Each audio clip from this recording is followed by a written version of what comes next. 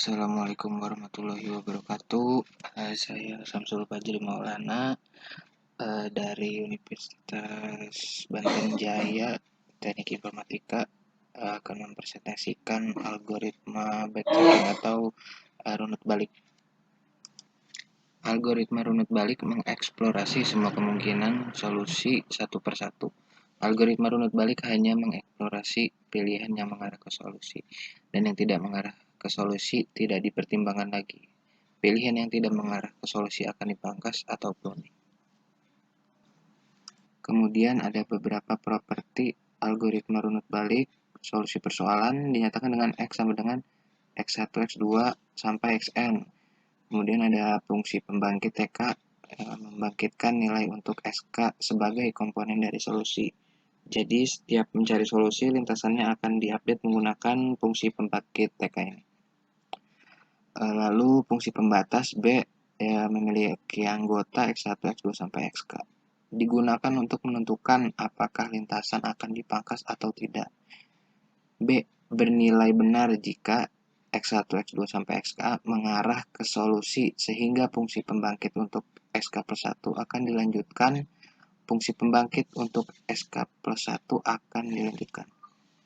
B bernilai salah jika tidak mengarah ke solusi, maka X1, X2, sampai Xk akan dipangkas.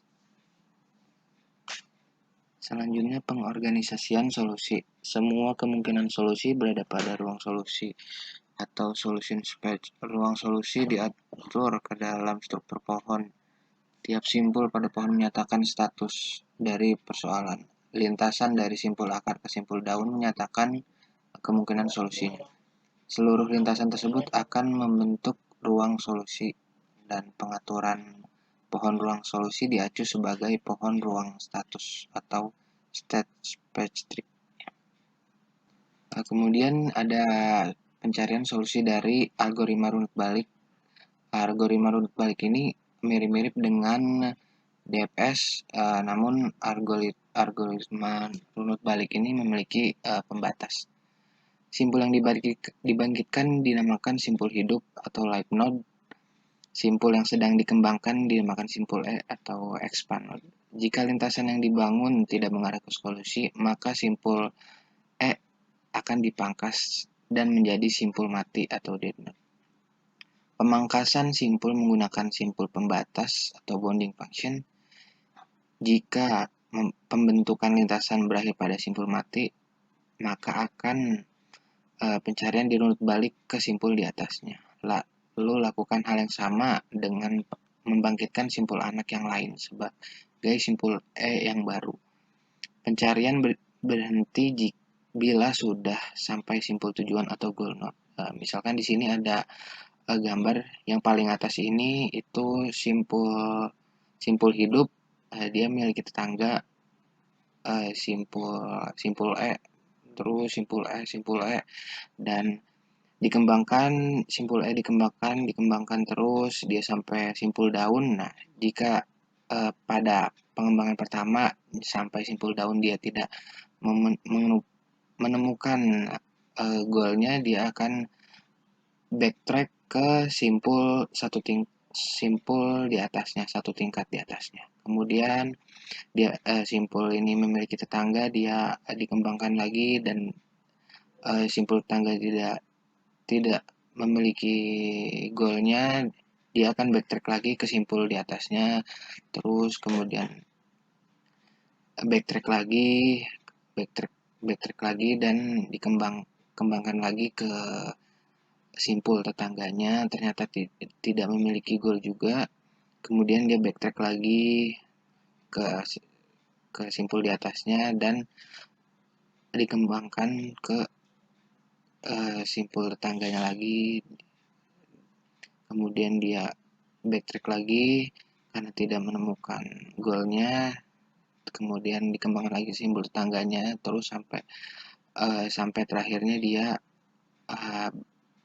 menemukan simpul tujuan atau goal node-nya. Nah, saat simpul tujuan ini sudah tercapai, disinilah algoritma runut balik berhenti. Kemudian di sini ada contoh persoalan n ratu atau the n queen problem. Diberikan sebuah papan catur berukuran n kali n dan n buah ratu. Bagaimanakah cara menempatkan n buah ratu atau kita simbolkan dengan ki itu pada petak-petak papan catur sedemikian hingga tidak ada dua buah ratu atau lebih yang terletak pada satu baris yang sama atau kolom yang sama dan diagonal yang sama. Di sini saya akan mencontohkan persoalan 4 ratu, di mana kotak-kotak ini adalah ruang solusinya, yaitu untuk meletakkan 4 buah ratu pada 4 kali 4 papan catur dengan tidak satu kolom, satu baris, dan satu diagonal antara 4 ratu tersebut. Langkah pertama yaitu menempatkan ratu pertama pada kolom 1 pada baris ke-1. Kemudian langkah kedua dia akan meletakkan pada kolom ketiga baris kedua. Kenapa nggak baris ke-1 dan kedua? Kenapa tidak pada kolom ke-1 kan dan kolom kedua? Karena pada kolom ke-1 dia akan bersinggungan dengan ratu pertama, dan kolom kedua juga sama, akan satu diagonal dengan ratu pertama. Nah, jadi ratu kedua diletakkan di sini ya. Kemudian langkah selanjutnya meletakkan ratu ketiga pada baris ketiga. Nah, di sini nggak bisa diletakkan ratu ketiganya karena semua kotak-kotaknya ini, semua kolomnya, semua barisnya akan bersinggungan dengan ratu pertama dan ratu kedua, di mana jika diletakkan di kolom pertama pada baris ketiga ini, dia akan satu kolom dengan ratu pertama. Jika diletakkan yang kedua ini, dia akan satu diagonal dengan ratu kedua. Dan jika diletakkan di kolom ketiga ini, dia akan satu kolom dengan ratu kedua. Kemudian yang terakhir ini dia akan, jika diletakkan di yang terakhir sini, dia akan satu diagonal juga dengan ratu kedua. Nah, kemudian jika tidak ada solusinya, dia akan merubah posisi ratu kedua, di mana ratu kedua ini bisa diletakkan di kolom keempat pada baris kedua, karena dia tidak akan bersinggungan dengan si ratu pertama juga jika diletakkan di sini. Kemudian lanjut ke permasalahan meletakkan ratu ketiga, di mana ratu ketiga ini bisa diletakkan di kolom kedua baris ketiga, maaf.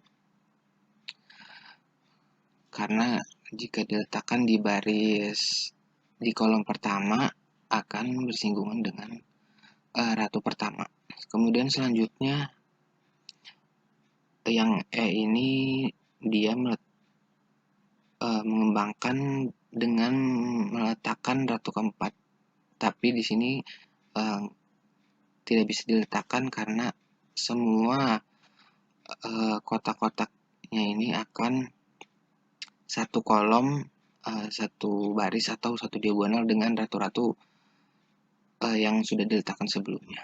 Nah, jika tidak menemukan solusinya, dia akan merubah lagi posisi ratu pertama jika ratu keempat tidak bisa diletakkan di kotak manapun pada baris keempat. Kemudian dirubah, ratu pertama diletakkan di kolom kedua pada baris pertama, dan ratu kedua diletakkan di kolom keempat pada baris kedua, dan ratu ketiga diletakkan pada kolom pertama baris ketiga, dan ratu keempat diletakkan pada kolom ketiga baris keempat. Kemudian ini ada dua solusi dari 4 ratu tadi. Solusi yang pertama adalah 2413. Ini artinya pada baris ke satu ratu ditempatkan pada kolom kedua. Pada baris kedua ratu ditempatkan pada kolom keempat. Nah, pada baris ketiga ratu ditempatkan pada kolom ke satu, dan pada baris keempat ratu ditempatkan pada kolom ketiga.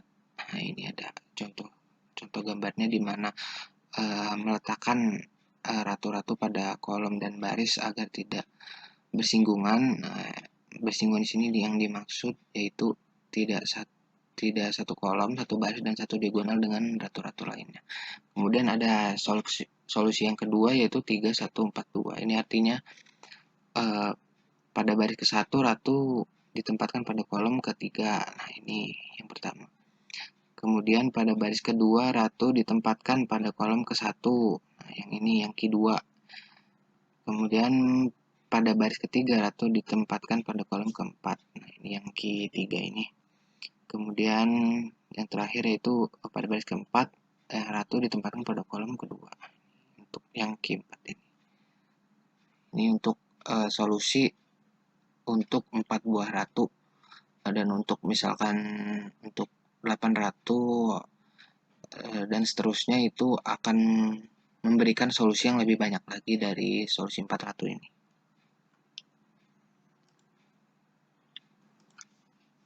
Mungkin itu yang bisa saya presentasikan mengenai algoritma backtracking atau algoritma runut balik. Kurang lebihnya saya mohon maaf. Wassalamualaikum warahmatullahi wabarakatuh. Untuk materi dan konten-konten edukatif lainnya mengenai algoritma bisa di follow dan di subscribe, dicek di channel Instagram dan YouTube berikut. Terima kasih.